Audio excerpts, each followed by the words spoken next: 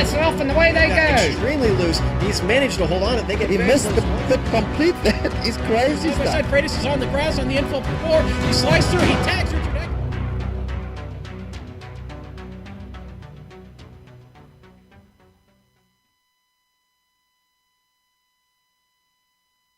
With drivers usually expecting a 24-hour race for a car and track combination such as this, 45 minutes will undoubtedly feel like a flash. But it's going to be no easy task to wheel these classic cars around this circuit today. Without the modern aids most sports cars of today enjoy, it's going to come down to one big factor as to who wins: driver skill. We'll see who's got it as we get ready to watch round 3 of the iRacing Kamel GT series, and you'll see it all live here on the Global SimRacing channel. Hi, I'm Joe Peak, and with me in the booth is Sean Ambrose. Behind the scenes is our director, the Dr. Amjad Yaman, and he's using cameras provided by Dougie Beard. Sean, I believe this might be the first time we've covered the 2007 version of Daytona's road course. Tell us a little bit about it. Joe, the first thing I can tell you, it's here in beautiful Daytona Beach, Florida, where today's action will be, it'll be pretty tense. We've got what's close to looking like a full field today. Joe, 3.56 miles, 12 turns here over this 45 minutes today. This course, 2007, obviously the layout you see not much different than what it changed. The one thing that doesn't change is the trip out on the oval, the speeds. The Nissans are going to be really, really fast today. Here you'll really get to see the grunt in both of these machines, the Nissan and the Audis. But the best way to take a look at the Daytona International Speedway is to take a ride around in the GSRC Kamel GT.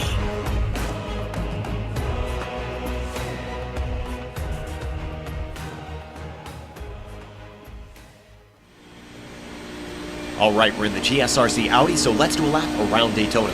Through the tri-oval, you got to set up for turn 1 right away. The braking into here is going to be very touch and go. Don't be surprised to see drivers lose the rear because of how you're braking and turning at the same time. The transition from the banking to the flat doesn't help either. From off the corner, you got to set up your line through the S's and then immediately swing left for the widest line into the International Horseshoe. There's an access road that'll allow you to get to the power earlier if you use all the pavement available, so use it because it's considered fair game. Drift back across the track, and then you've got to give a big lift to navigate the kink. Make sure and get right on top of that rumble strip.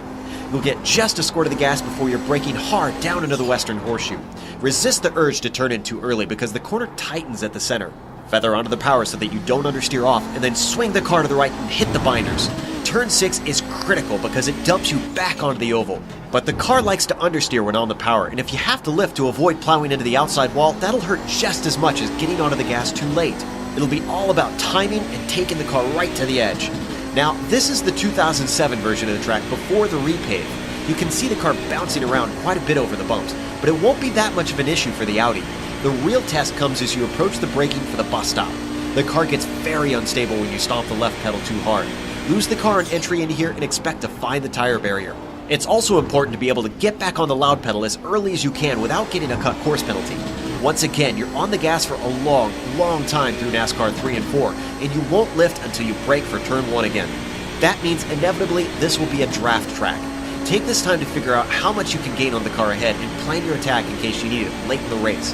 And if you're ahead, do your best to maximize the infield to break the draft. But hopefully you kept it together and have now finished a lap around Daytona.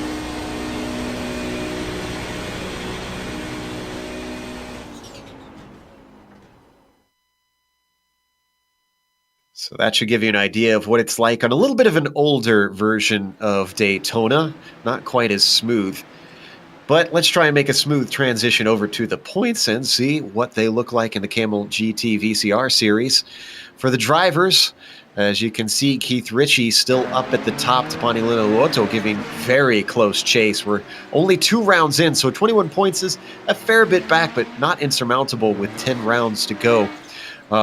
Rob Olenek, though, is already fallen back. He's going to have to find something special to try and overtake these guys, and he's in a very close fight with Nick McConos there for third. Jamie Hall rounding out our top 5, of course. Sean, what's the team's championship looking like, though? Joe, right now the team championship shows Keith Ritchie and Hall there at the top. Silk Cut Jaguar, they're in first by 62 points.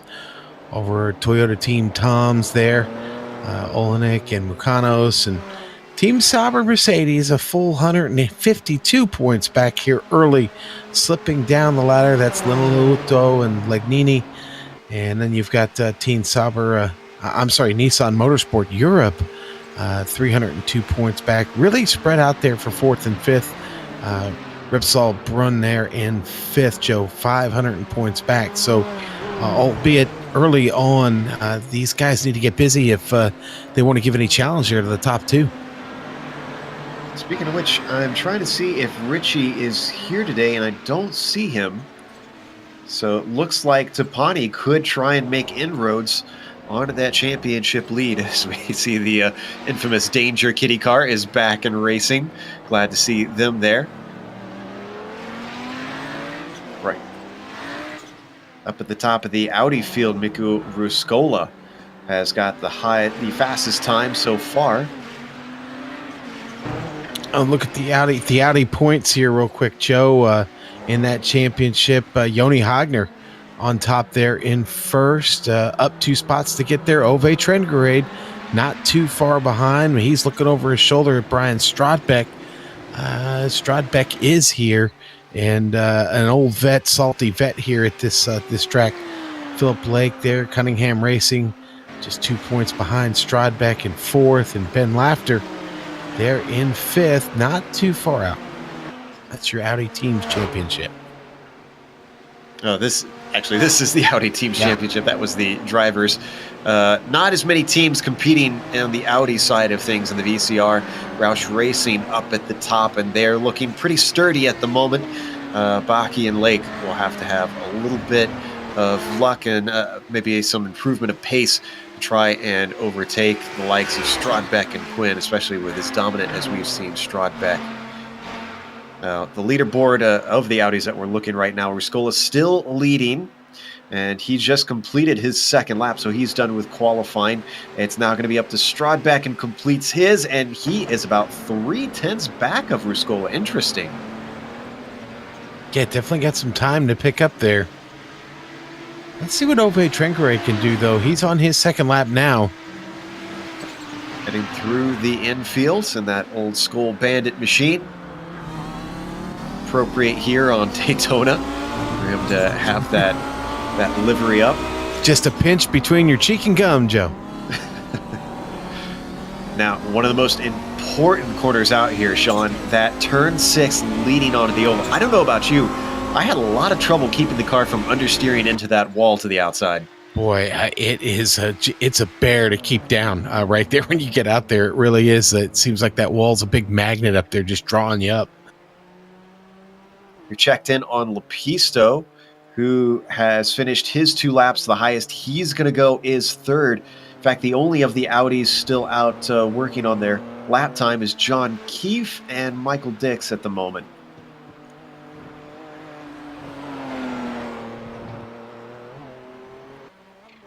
Let's see what Keefe can do. Currently sitting in 7th, a 1:35.6. Our pole time is a 1:33.3 by Linelauto.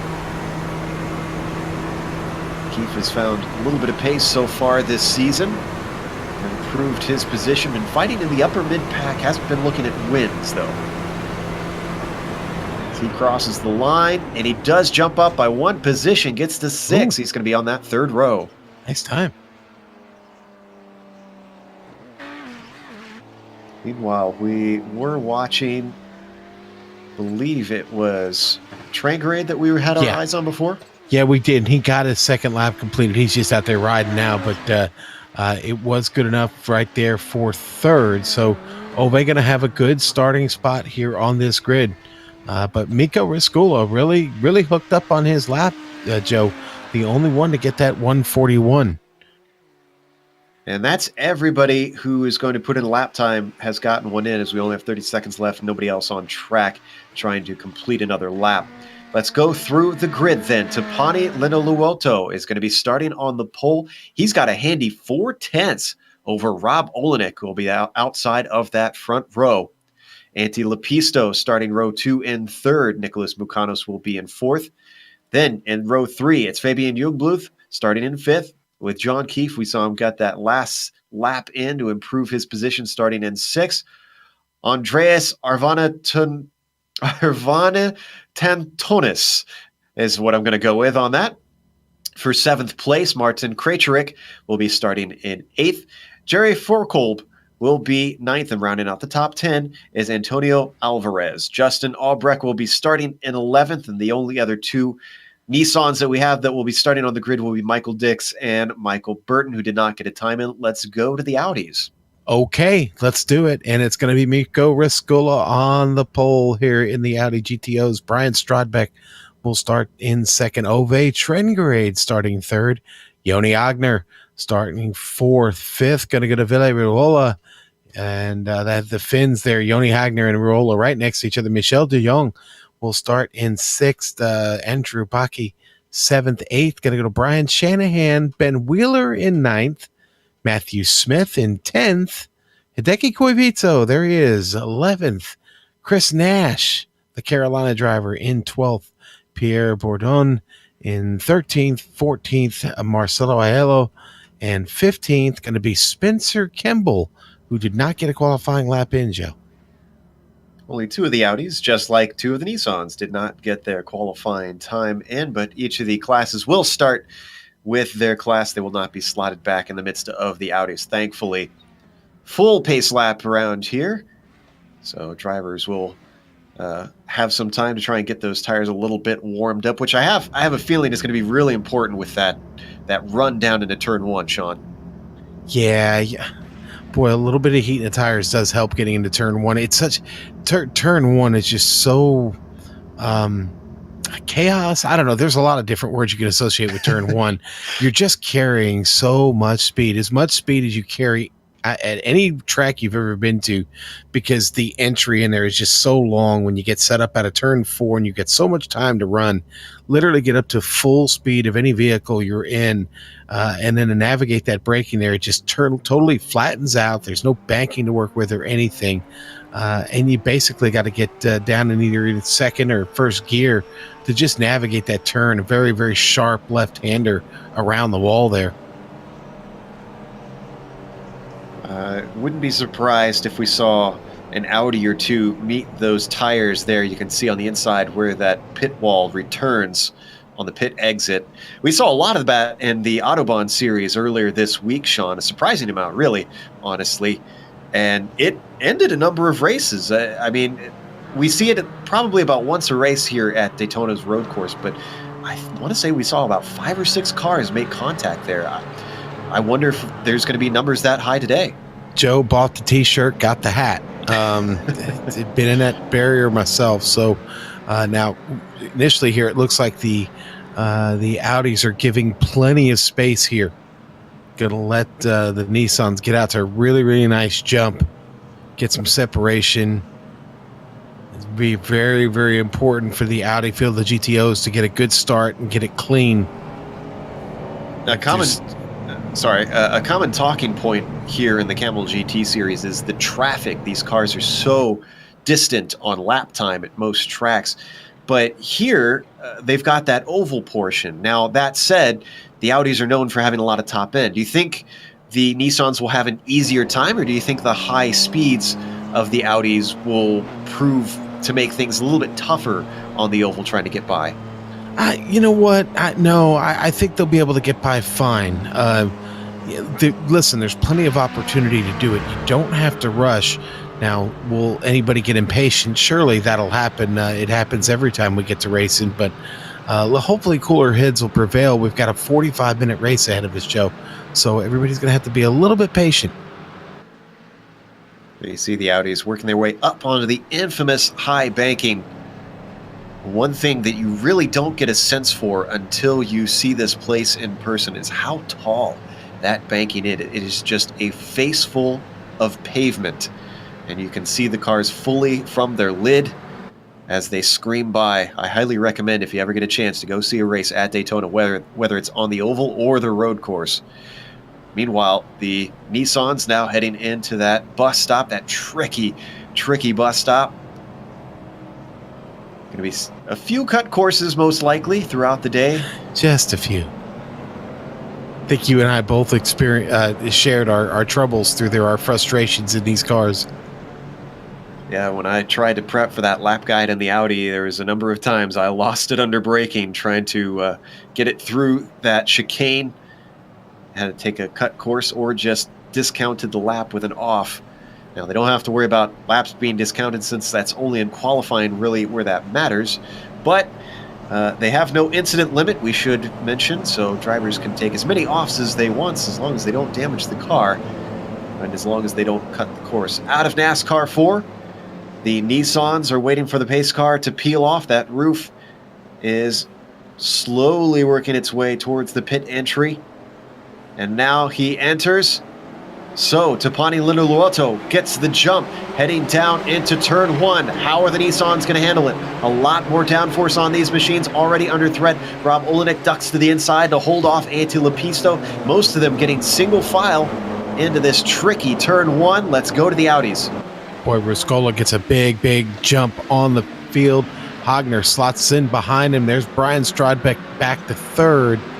Everybody making their way, line of stern through there, except for a couple of cars that wanted to go too wide there through the first turn. They've got it sorted out now. That was Ben Wheeler and Matthew Smith, but everybody making it here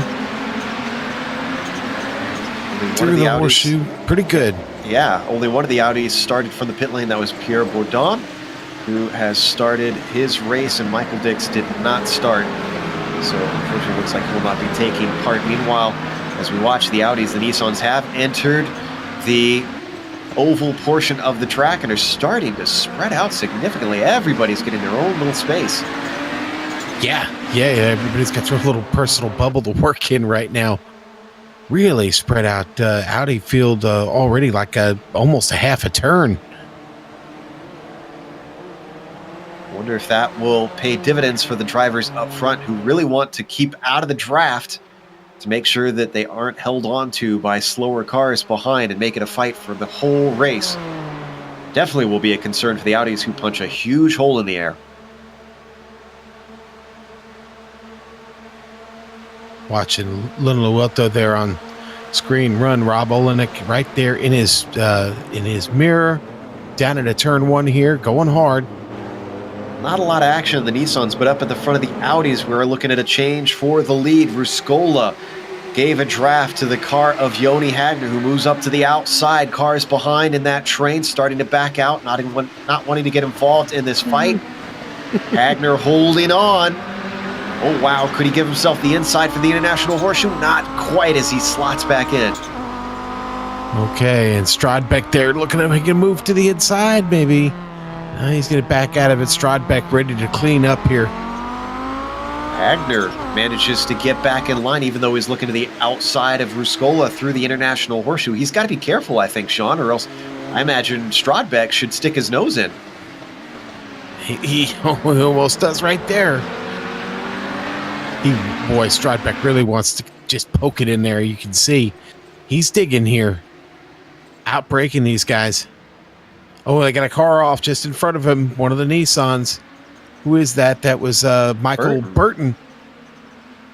He stays low to try and stay out of the way, but he's going to start getting his pace up. Oh, and look at this. My goodness. 3-way fight for the lead as Strodbeck is pinned in. Can't go anywhere. Thinks about 3 wide, but decides not to try it here on only lap 2. Still 2 wide for first place as Ruscola comes out ahead of Hagner once again. Boy, Strodbeck got Ove Trengere right on his bumper. Now, look, Joni Hagner going to the top here. We're going to see this all race long. Hagner, unfortunately, is ducked out maybe a little bit too early, is not going to get the help of the draft. And behind them, Burton is stuck, not having the top end to try and get by this fight. 5-way fight for the lead, essentially. Oh, wow. A little bit of a dodge there from Hagner, having to get out of the way. They come together. Door slamming. Hagner tries to hold on to it. 4-wheel drift, trying to use the 4-wheel drive of that car. Using those finish skills to keep it on track, but he loses position, and he's down into 5th. Absolutely amazing, Joe. We've got a replay of it. Just incredible stuff here on board Hagner. He gives a shout over the radio, a happy shout, if anything. Look at him cross it up. Incredible car control. That's one of the more incredible things I think I've ever seen on this sim. That, if we make a highlight reel for the year, that move has got to be on there. Yeah. I think I might actually be saving this race just for that that one moment right there. Meanwhile, Fabian Youngbluth out in the Nissans has had an off in the bus stop. Yeah. Joe, he just cuts it off a little bit too soon on the exit there, and he's going to grab that dirt, that little patch of dirt, and that just spins him around. He's trying to get the power down out of there. Beautiful little pirouette for the Minolta machine. Gets it back on course and continues in 9th in the Nissan class. Meanwhile, watching John Keefe a little bit farther up, trying to hold off Andreas. I think everybody in the YouTube chat was impressed with that as well, Joe. Strodbeck to the lead. 2 by 2, they're going to come into turn 1. How brave is Strodbeck? Can he avoid what we saw with Hagner? Coming oh so close to Riscola. Still wow, and we've got the Nissan in there as well, making it 3 rows of 2. And poor Michael Burton can't do anything to get past these Audis. Hagner trying around the outside of Michel de Jong, who almost gets in the side of Ove Trangrade through the International Horseshoe. That hurts his exit. Here comes Hagner.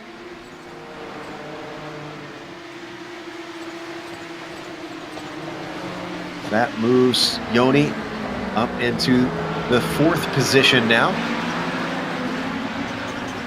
Not missing a whole lot in the Nissans. Go ahead. Some of these Audis are already starting to bear some of the scars of this really early hard racing.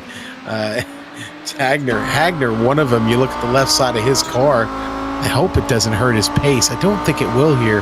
He needs to get busy, though. Trengrade's starting to pull away just a little bit here in the oval.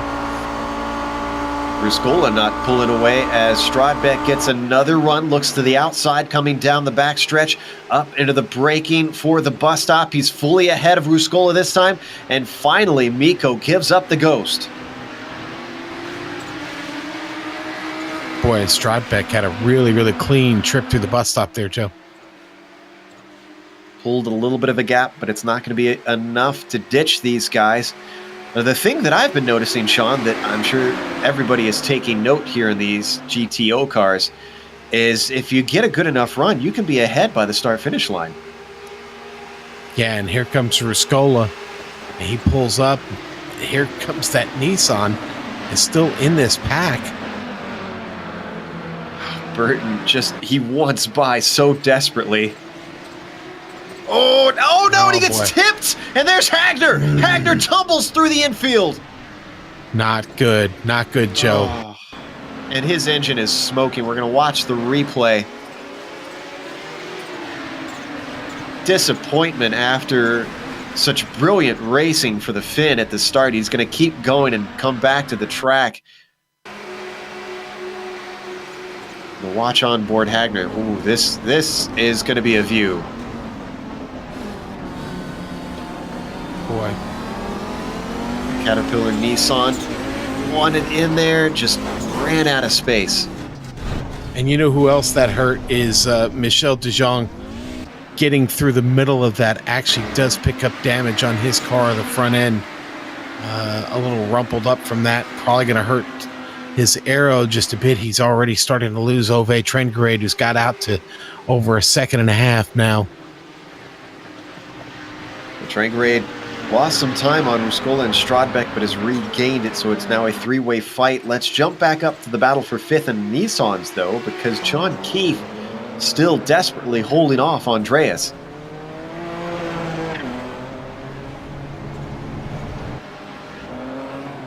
Oh, and something's happened to Olenek. Olenek maybe had a problem, and Lepisto has gained on him. Let's look at the replay. Looks like while he was close and the tire tracks of Lena Luoto somehow lost sight of things down in the Western Horseshoe. Mid-corner, it understeered off like crazy. Yeah. Pisto still hounding him for that second position. He's also got Nicholas Mukanos as we've got a three-way trying for P2.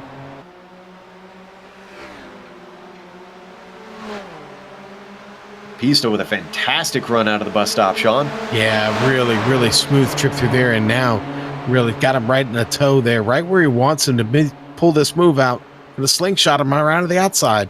Look at all the top speed he loses the second he pulls out of that wake, though. They're going to stay in order. Olenek, Lepisto, Mukanos, second, third, fourth.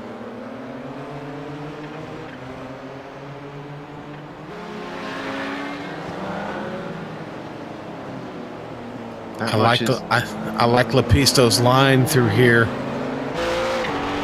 He still doesn't get a good exit.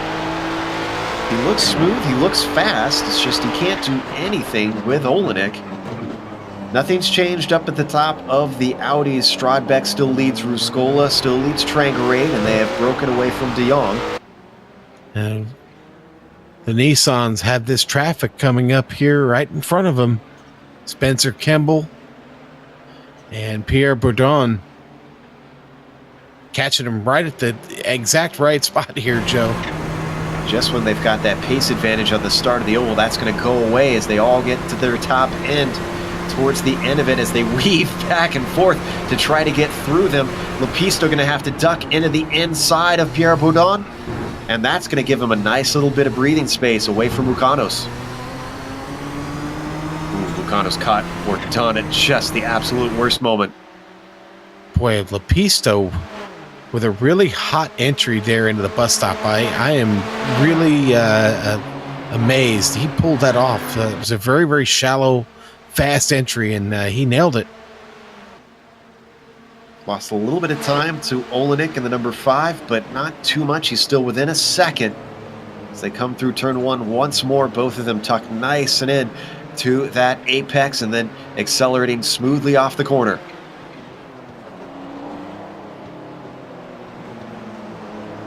I think something may have happened to Chris Nash. I'm going to check it out here. Yeah, I've got it, Joe. He, well, it looked like he had trouble there. Just went hot into the International Horseshoe, and then he slid off track and decided to take a tow without hitting anything. Maybe struggling a little too much, doesn't want to be a danger to others out here. Yeah, that's definitely possible. Well, I didn't make any notes about attrition playing a role, but looking at my timing and scoring, we've already lost Nash, Burton, Hagner, Alvarez, and Smith. We're only about 12 minutes into this thing. John Keefe just picked up a spot there in the Nissans, goes up to 5th. That was a spot that he must have lost recently. He was in 5th earlier. Andreas was the one he overtook to get it back. Harvey has been giving him a very tough time this whole race long.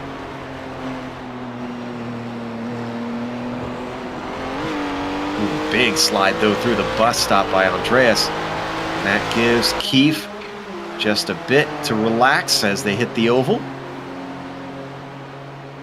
Another driver on the move, Jerry Forkhold, gets himself up to 8, gets by Martin Krychek. Did it going into the bus stop. It gets out clean. That was the Audi of Spencer Kimball that they lapped. Only a few of the Audis have gone a lap down at this point. Next one from our leader will be Brian Shanahan. He's being run down by Lina Luoto, who stretched it out to 3.5 seconds over Olenek at this point.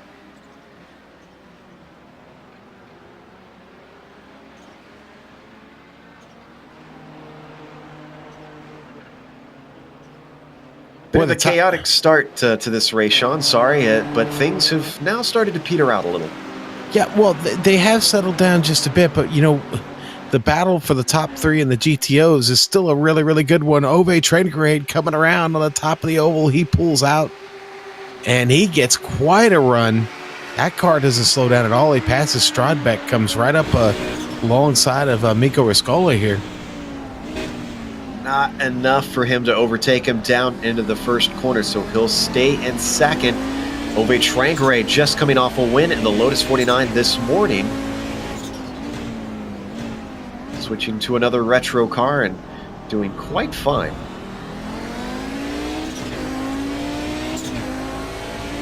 We ride on board with Strodbeck in that third position, giving a watchful eye now that he's been slotted back into the popcorn spot.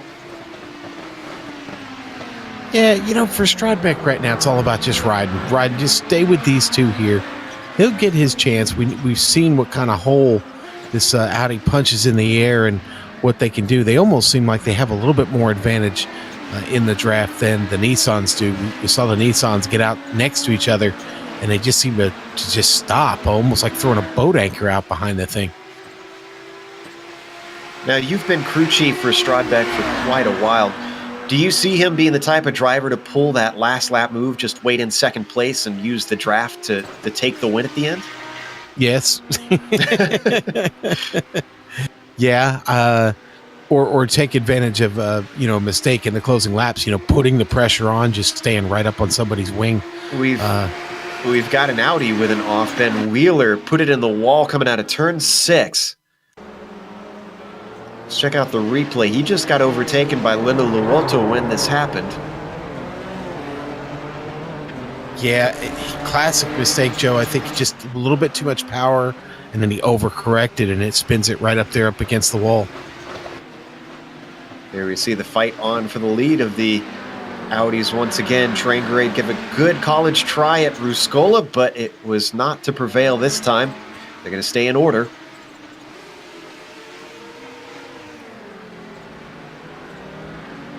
Interesting difference in lines as Traingrade enters wide while Strodbeck keeps it much more tucked in, and they come out just about even.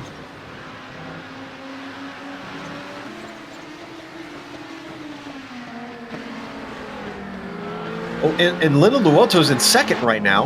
Linda Luoto must have had a big mistake. It was just recently. It was coming out of turn 1. It was, Joe. All the way off into the grass. Loses it on the exit of 1. Right there in that kink, the left-hand kink back to the straight there into the horseshoe. Watch the right side of his tires if we can see them from this angle. He gets this curb. There it goes. Yep. Well, that's now, I was going to say, this is exactly what Michael Burton said in the chat after his incident. He caught that curb. I'm kind of surprised that they're that much trouble for these Nissans. I am too. Didn't get near enough time in the Nissan to clip that just like that. But obviously you're seeing now what just over it there. Not a good situation for the car at all. Seems to really upset these GTP machines. And that gives Rob Olenek the lead by about 2 seconds.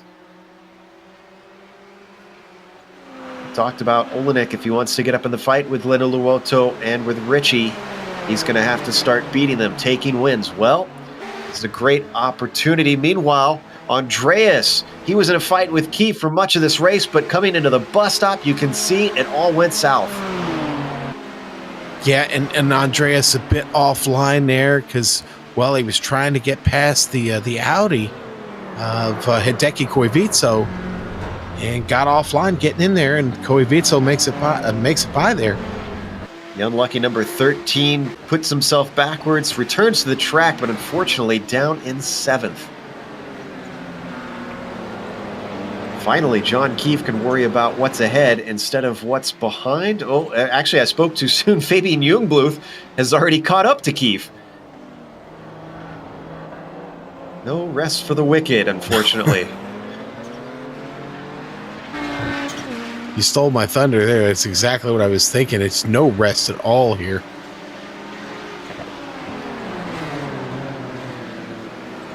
Getting just about to halfway through the race. Why don't we give a little bit of a rundown through the field until a fight starts to break out on track. Olenek is your leader now, having taken over from Linda Luoto. His mistake just a lap or two ago puts the Finn down into second. Antti Lapisto currently running in the 3rd position. He was fighting with Olenek earlier, but he's fallen back. In fact, he is trying to chase down Linda Luoto now, his fellow Finn. A little bit farther behind, Nicholas Mukanos has been holding down fourth for much of this race. He's kind of in no man's land right now. John Keefe, we mentioned him, sitting in fifth, has always been looking in his mirrors right now. As we said not too long ago, it's Fabian Jungluth who's giving the challenge less than a second behind. He's sitting in the sixth position. Andreas Arvey, we're just going to call him for now, in the number 13, sits in seventh. A big problem in the bus stop. Lost him lots of time. Terry Folkorb, he is in eighth. Then you go back behind him about a second. Martin Krejcik is starting to close in that number 23. He sits in ninth. And only 10 cars running in the Nissan GTP class. Justin Albrecht is in that number 10 position. Sean? Joe, Miko Riscola right now leads the GTO class. I don't know how long he's going to lead it for. Brian Strodbeck still giving great chase to him. What happened, though, is Ove Trengrade had a bad trip through the bus stop. Got a time penalty, has fallen way off now to them. Some 4 seconds behind Strodbeck. Strodbeck and Riscola now getting caught by some Nissans here in the bus stop. Wow, that was awful close. And Olenek apologizes over the radio. Okay, so we'll go back to Ove Trengrade. As I said, was in third. Now Michel de Jong up 5 spots right now. They're in fourth. Villagriola in fifth. Andrew Baki there in sixth. Brian Shanahan hanging on in seventh, Joe. Hideki Koivitso in eighth. Ben Wheeler in ninth.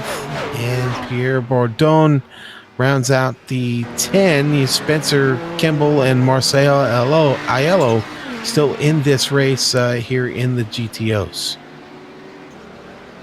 Whoa, Riscola, our leader! Oh, boy. And our second place driver off into the wall. Oh, they come together a second time as Riscola is not aware that Strodbeck is coming back. We'll see that at the end of this replay. Do they just come together under braking? It was netcode. It was netcode, Joe. It was on my replay. Oh, yeah, we saw it there on this replay as well, and that was a huge hit. Strodbeck has huge damage from this. There you saw them get together that second time. Yeah, and Miko did not know he was there.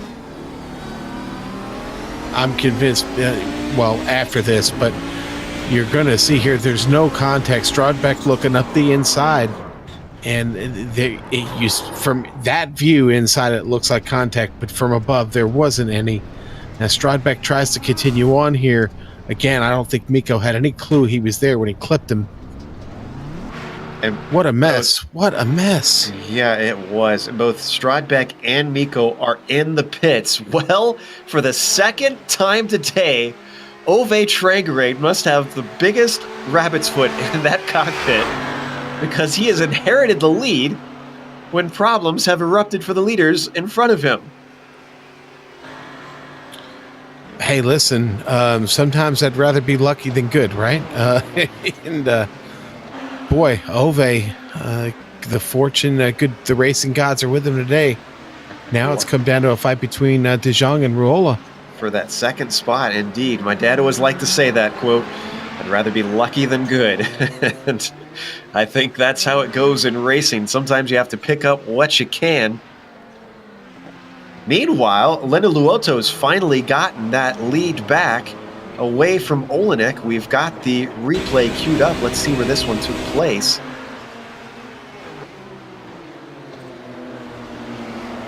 In fact, that happened right in front of the accident. Yeah, you can see them back there behind him. Strodbeck and Scola. Yeah, there's the smoke behind them. Here comes Linda Luoto in the gray machine. That's Olenek in front on this replay. And actually, it looks like it occurs just as they come onto the oval here. Finn just gets himself a better run.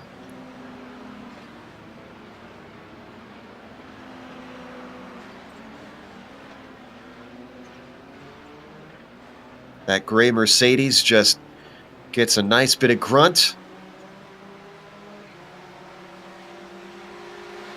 Uses a little bit of the slipstream. There he goes by.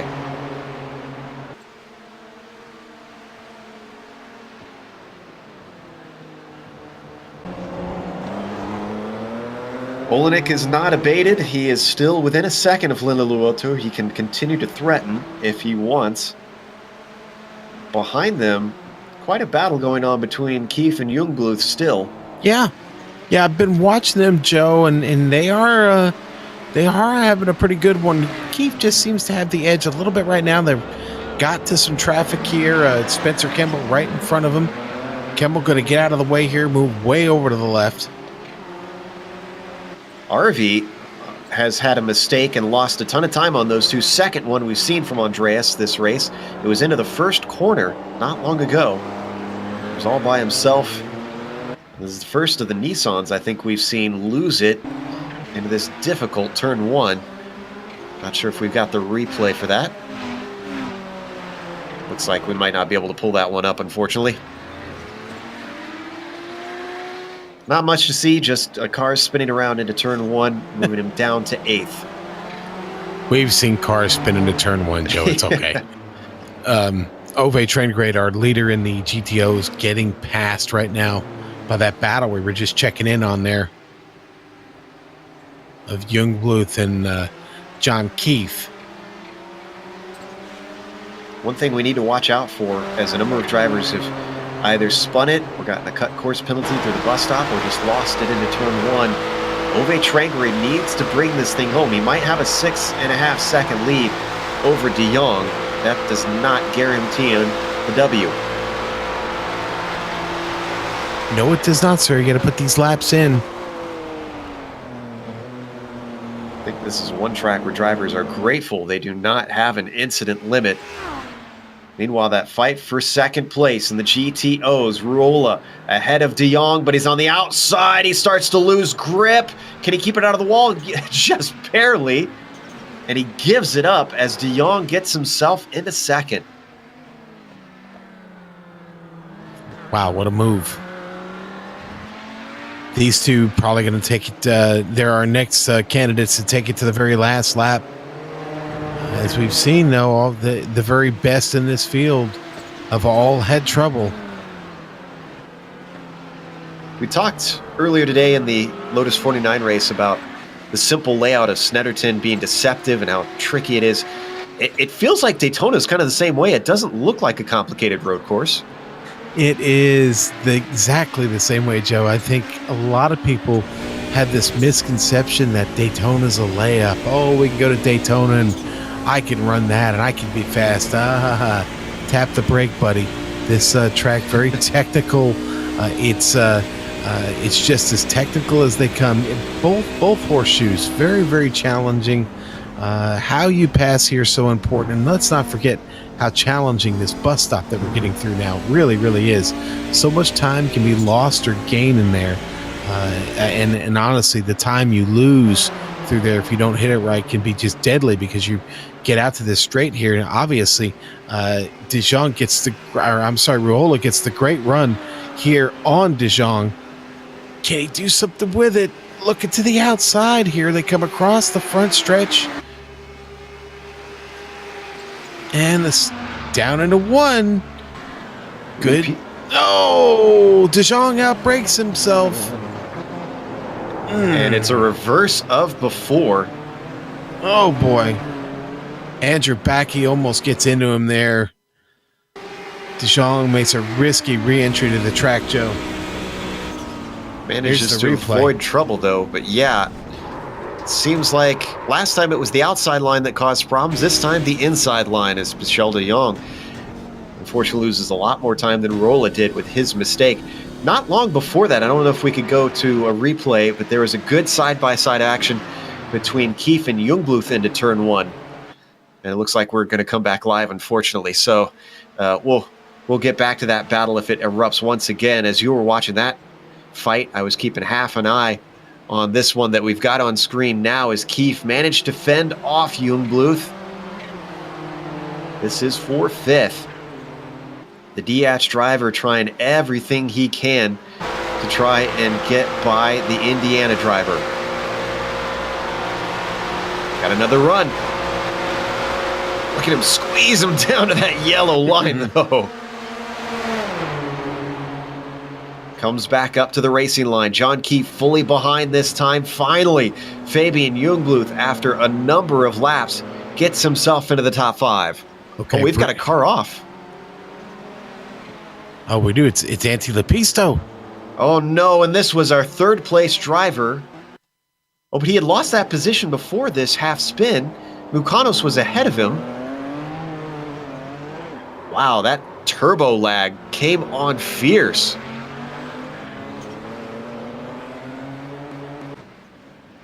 Oh, and Jungbluth loses the position.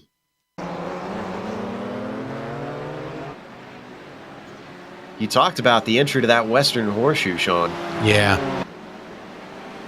Wow, it snapped around just immediately as soon as he turned the car in. Gets a little bit of damage, that wing there in the back. Not much. Definitely costs a lot of time, though. Yeah, that puts him back down to 6. And though Lepisto had that half spin and has lost out to Mukanos, Keefe is still about 8 seconds back. So Lepisto not under threat from John. Now, all these mistakes have separated the top of each field quite a bit. Lino Luoto, Olenek, and Mukanos all have 3 seconds or more apart there on that podium. Same thing with the GTOs. Trangrade leads by 9 seconds over Ruola, who is now separated from de Jong. Each of those about 8 seconds apart. De Jong now more worried about Baki, who's trying to get onto the podium. With a big mistake there, though.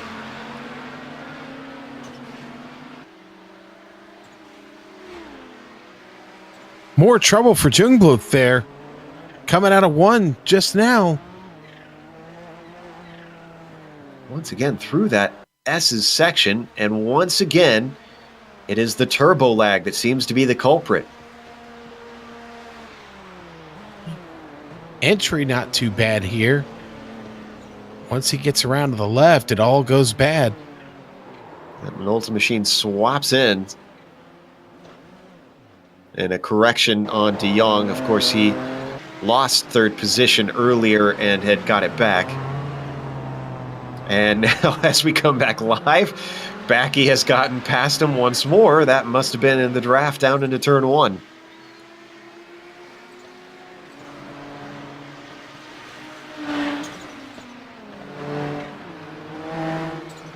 Yeah, Baki now in a podium spot.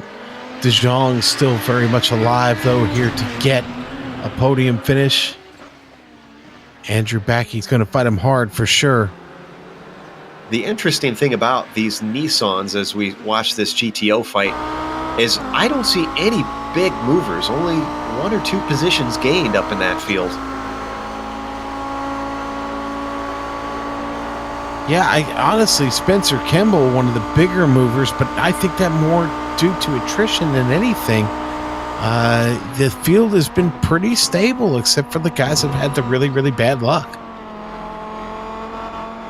We have had more DNFs while we weren't watching. Let's stay on this fight, but just an update. Boudon, Ruskola, Nash, Burton, Hagner, Alvarez, and Smith, your retirees from this Kamel GT Round 3 here at Daytona.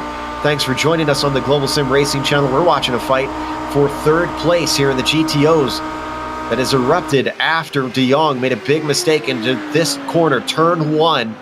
Can he hold on to it this time? He's on the outside of Baki. Oh, and it's Baki who gets a little bit loose, slides the car wide, tries to bring it back with that 4-wheel drive, but de Jong easily moves himself into 3rd. He brings it back from the brink, but not enough to avoid de Jong getting by. De Jong there playing some really, really good cleanup work. Time for Andrew to get back to work, Joe.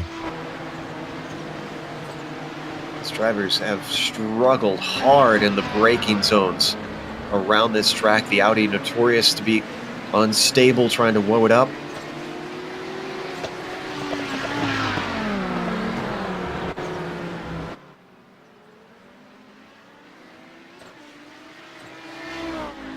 Meanwhile, up at the front, Lena Luoto holding it just about 3 seconds over Olenek. Now, Joe, I don't know if we mentioned it, but Brian Strodbeck is back on the track after about almost 10 minutes of repair. He's back out and being chased by a couple of Nissans right now, getting back into the oval. Oh, one of which would spun around. Who was that? That was Justin Albrecht. Having trouble getting the power down, coming back to the oval. This one simple driver error. He was being lapped by Tapani Lena Luoto in his own class. That Marlboro Nissan just runs out of grip.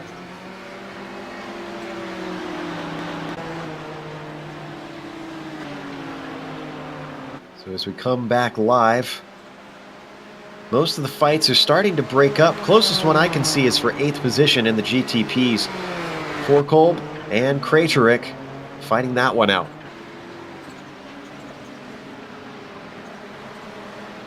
They've been at this one for a little bit, Joe. 10 minutes left to go on the clock. Again, if you're just joining us here on the Global Sim Racing channel, your 2 podiums at the moment. GTPs are Lena Luoto, Olenek, and Mukanos. In the GTO, it is Trangarade, Rolla, and De Jong.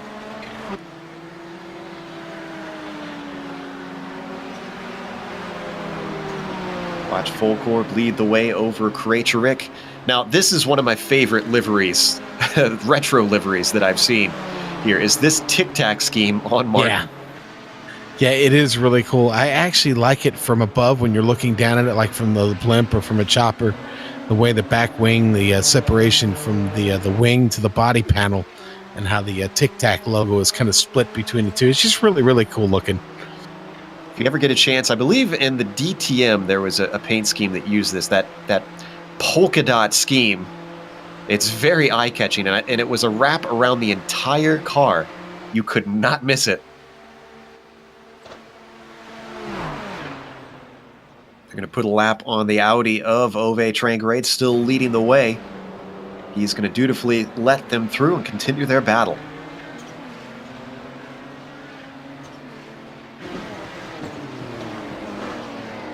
Yeah, Andrew Backey starting to close on Michel De Jong. Justin close. Albrecht, I think, has had some more issues. I heard...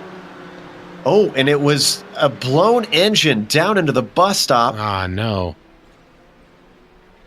The Buckeye driver, unfortunately, must have downshifted a little bit too quick. And there you saw he was pulled off to a halt, stationary, and he took a tow.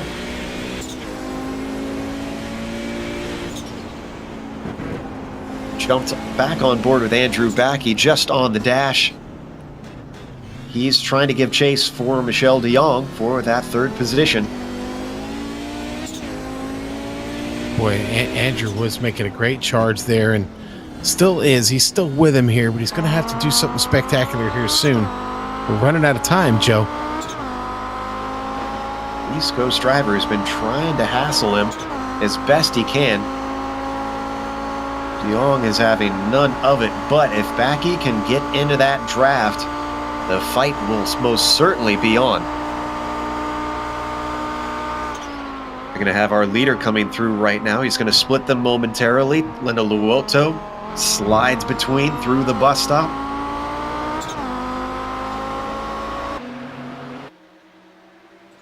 And as he continues on, fight is back on. Michelle waves and says, "I am not impressed by your speed."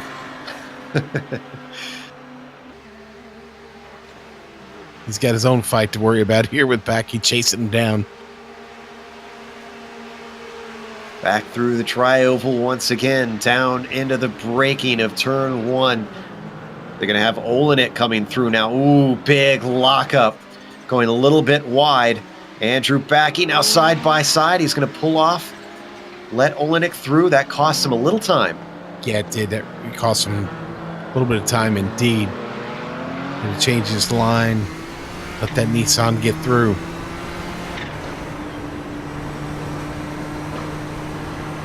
We're going to stay off to the right as Olenek tries to go the long way around.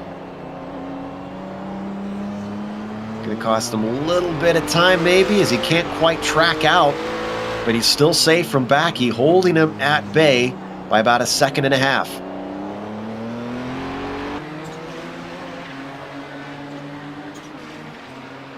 Not missing anything up in the GTP class. Nobody is within 5 seconds of one another.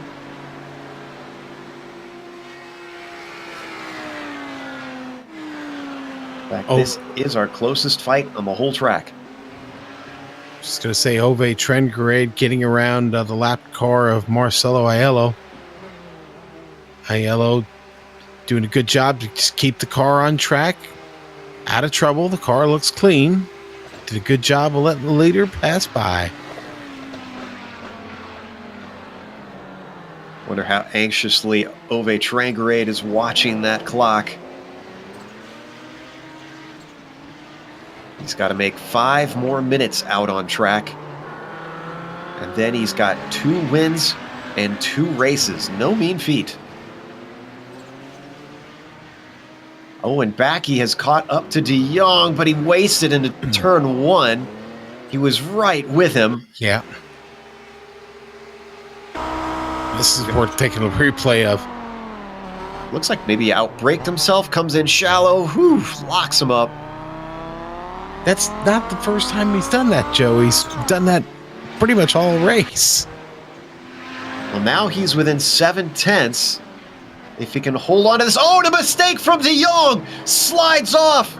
Tries to get the car back turned around. He's going to have to put it in reverse, loses more time. Ooh, I think he gets just a little bit of the grass just as he's getting on the brakes there, and that's what sent the car around. Watch this real carefully. Yeah, I think you're right. It does not help, no. Loses 1 position, but he's well ahead, 30 seconds ahead of Brian Shanahan. So unless he makes another major error, De Jong probably going to come home in 4th. But how about Andrew Backy? Patience has paid off. He had a few mistakes, but he's got himself up into 3rd now. Yeah, man. You just said it, patience. That's the key. I said that early. I think it was going to take a little bit of patience here. It was a long race, 45 minutes. Now Backy's got to be really focused here over these last 3 minutes. Close this thing out.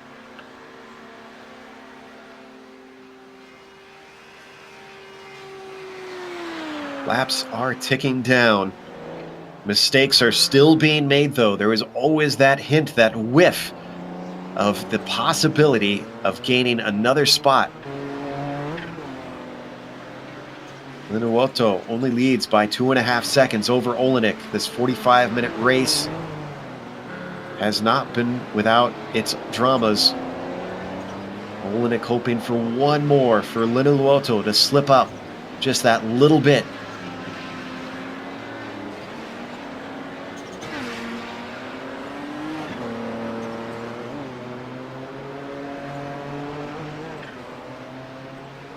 I haven't seen a whole lot of difference between how this track races and how the new scan of Daytona races, but with this combination, it's been a fun romp. Yeah, no, it has. It has. And boy, Joe, maybe I didn't do my homework as good as I should have. I don't really understand or know what the major differences are between the two things, other than just a different track surface. I don't know what the major changes to the layout are. Well, the layout is essentially the same. I think the bus stop is slightly different in the modern version, but it's mostly in the pavement and the bumps that you have on the oval. Be very close on the checkered flag. Whether or not we'll get the white flag or the checkered flag next time by.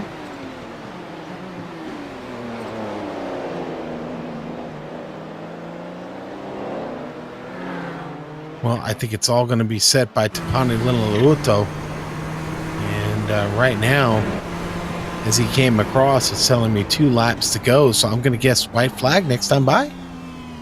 We'll see. Linuoto a little bit deep into the Western Horseshoe. He's not without his mistakes, but he's actually put more time on Olenek, so Olenek must have himself had an error recently, as he is now 4.5 seconds back.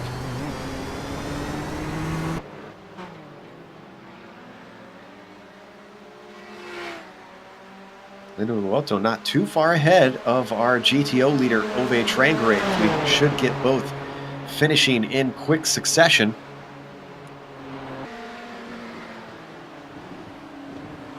Luoto going to be held up a little bit with Martin Krejcik ahead of him through the bus stop.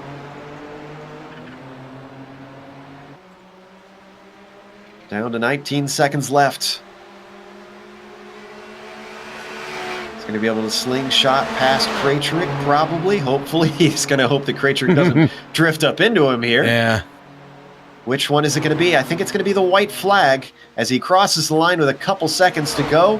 One more lap as the Nissan split the Audi of Spencer Kimball.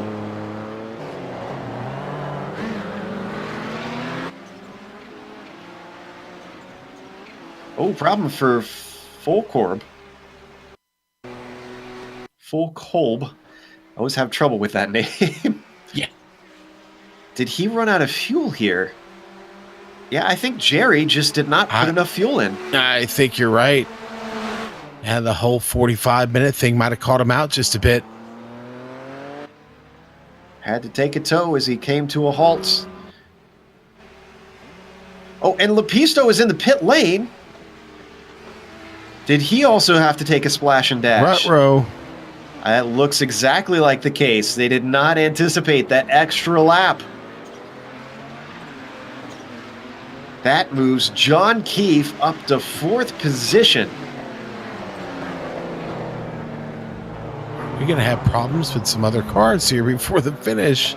Good question. Linda Luoto is not letting up. Olenek continues to fall back. I wonder if Arby's in. Oh, wow. A number of cars cutting it too tight. Linda Luoto has no such problems, leading by a big gap at the end. Across the line, Linda Luoto takes the victory here at Daytona. Wow. Ove. Okay. Hey, Ove Trangrade comes out of the bus stop, Joe. This will be also his final lap.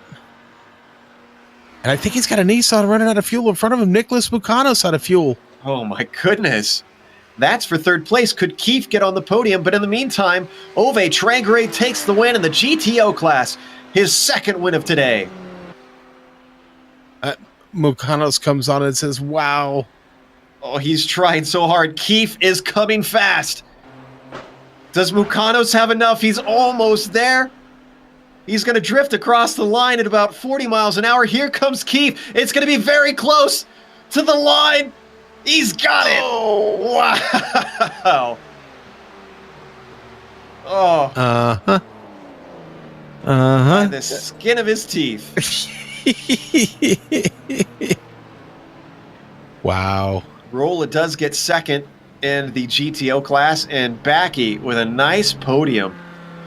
With that, we're going to go to break here on the Global Sim Racing channel. I have to talk to a few drivers, maybe buy a few calculators for people. We'll be back with the official results, as well as driver interviews, and on screen we'll have all the upcoming races.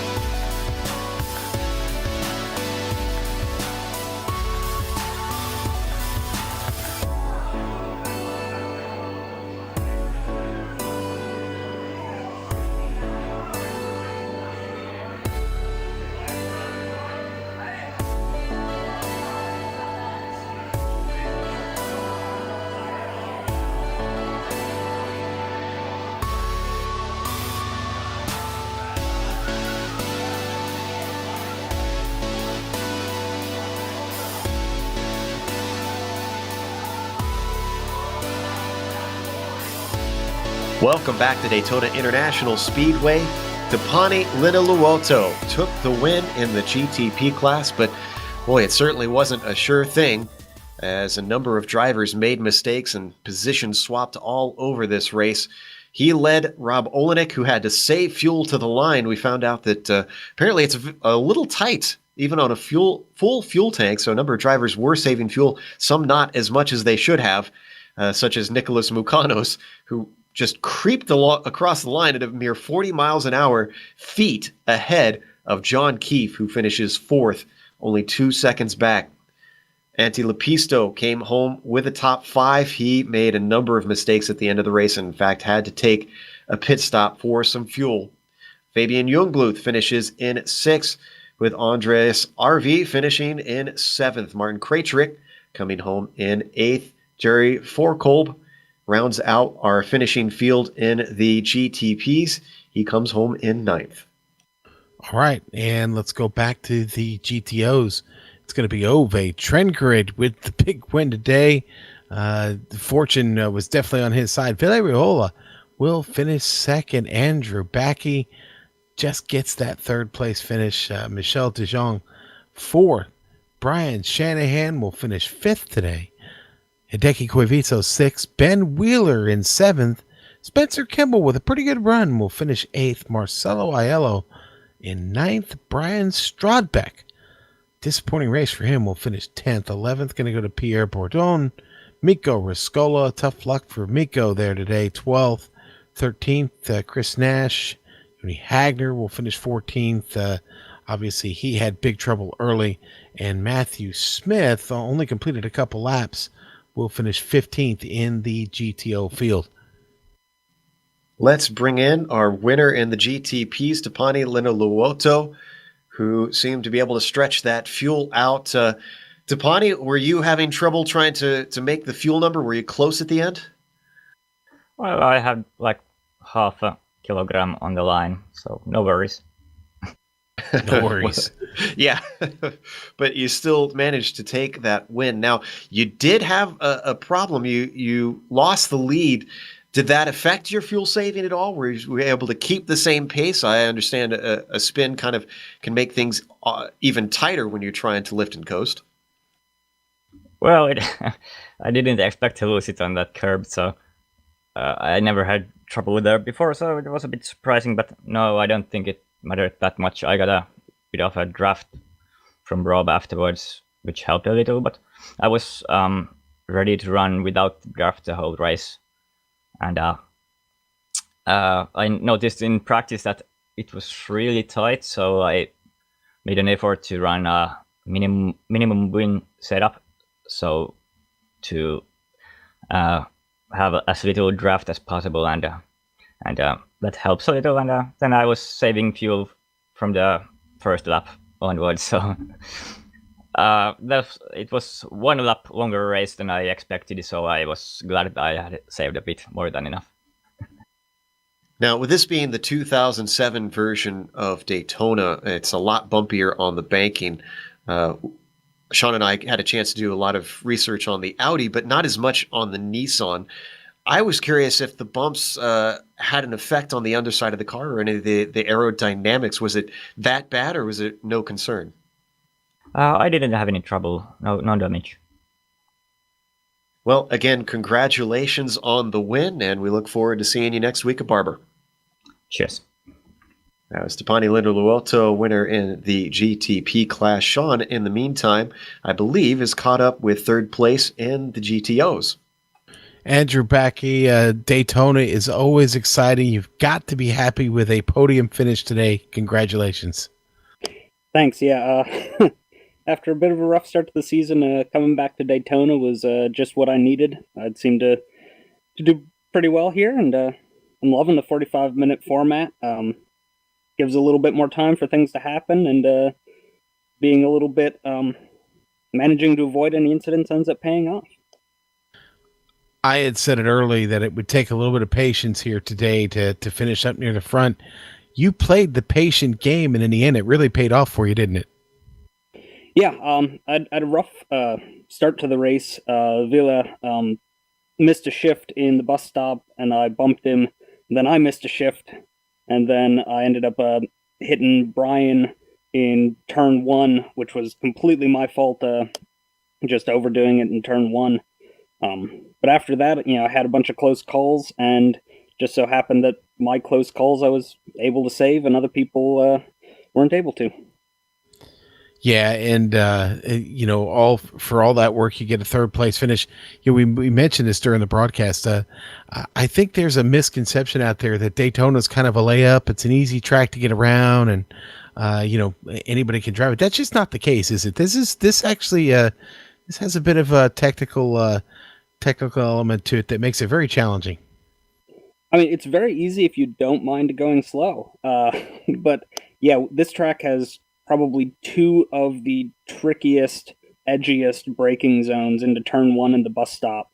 And just that both hairpins are really edgy as well. So yeah, there's a lot that can go wrong. And it's tricky to get it all right and stick around for all 45 minutes without stuffing it into a wall. Yeah, without stuffing it into a wall, exactly. Seen many races here at Daytona end by stuffing it into a wall in the first lap. So, hey, congratulations, Andrew. We'll see you next time at Barber. Thanks. See you then. All right, Joe. That was Andrew Backey. Great run here today for him, third in the GTOs. Why don't you talk to Nick Bukanos about his fuel situation there at the end? First question for you, Nick, is were you in your sim seat and pushing your body forward to try to get it across the line? Yeah, I had my paddle out and I was rowing, I think. It was kind of rough. I didn't stay in the draft in the beginning, and I didn't quite save enough. Thursday I made it, and today I definitely did not. Now, you started in 4th place, and things seemed to spread apart quickly, but then it looked like the race kind of came to you towards the end with Lepisto having problems and things such as that. Were you also kind of trying to play a patient game like we heard Andrew talk about? Yeah, I saw a couple things happen up front, but then once it stretched back out again, like I wasn't going to catch Tapani and Rob, so about halfway through I was just all about the fuel. Now we're going to a completely different track with Barber next week. How do you feel about that? Because it doesn't seem to show up on a lot of schedules. It doesn't seem as popular as Daytona. Yeah, it's not on a lot of schedules, and as a result, I haven't run it very much, so I've got some practice to do. All right. Well, we wish you the best over in Alabama, and congratulations on a podium. Yeah, thanks, guys. That was Nick Mucano's 3rd place finisher. Last one today going to be Michel de Jong, who finishes in 4th. Unfortunately, a late race mistake cost him a podium finish, and Sean is going to talk to him about that. Michelle, you know what? Hey, listen, congratulations on finishing in the top 5 of 4th place, but boy, you got to be a little heartbroken right now. Just a little bit, Sean. Just a little bit.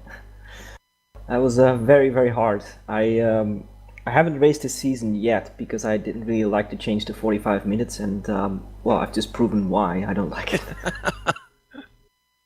Well, hopefully that's not going to discourage you or keep you away. I mean, for a very great portion of that race, you seem to be really on it, and just talk us through what happened there late. First I was in the draft with the main group, and I was happy about that because I could just keep up with them. But then a let's say slower Nissan caused some troubles, and I lost touch, had some damage, and from there on it was just mostly just holding on, and sadly I lost it a couple of times. Had a good fight with Villa and Andrew though, so that was fun. All right, so we had a bit of a debate during the break, trying to figure out where exactly are you from over there, Michelle? The Netherlands, actually. Netherlands. Okay, now Yes. that question is answered. So, go ahead. Sorry. No. I was going to say. Now, I was going to follow that by asking. Now, this isn't the only thing on the iRacing service you drive. There's a bunch of different classes you run in. What are some of your favorites? Well, I've recently started driving the GTE cars. They're really great. They're a lot of fun. And I've always really liked the Formula Renault 2.0. It's a great car. All right. Well, you know what? Hey, you had a good race here at Daytona. What are your thoughts about Barber? I don't think I'm gonna race that. It's 45 minutes is just not really for me. It's a bit too much. All right. Well, hey, thanks for putting on a good show for us today. We will catch you next time you make it back with us. All right. All right. Well, I'll definitely watch the Barber broadcast though. That's always fun. Well, good. You guys do a great good. job. We appreciate that. Thank you very much. And listen, hey, enjoy the rest of your day. We'll see you next time. All right. See you. Thanks, guys. There's Michel de Jong, fourth place finisher here today in the GTO field at Daytona International Speedway. We got to wrap up today, though, and we'll see you again, of course, at Barber, as we mentioned. But we want to thank the Kamel GT community for coming together and bringing this to air, and also thanks to Rob Olenek and Andrew Backey, who do a lot of work behind the scenes to run the VCR series. Thanks to the companies that provide the software and hardware for our broadcast, listed here on your screen. Additional thanks to Eric Ekholm and Casey Lalonde, who provide our wonderful music. See the screen for how to get a hold of more of their great work. Thanks to the team today, Sean, Amjad, and Dougie. If you'd like to find out more about GSRC, including upcoming races, you can find it at globalsimracingchannel.com. Or you can check out our social media on Twitter. We're at GSR Channel there. Or we're on Facebook, and that is Global Sim Racing Channel, one word. The next race is going to be Barber down in Alabama. Up in Alabama, I guess, because we're in Florida right now. That'll be Saturday, October 7th at 1 p.m. Eastern. We'll also have upcoming races for other series listed on the screen, so check those out and mark them down on your calendar. However, until next time, race clean, race hard, and we'll see you on the track.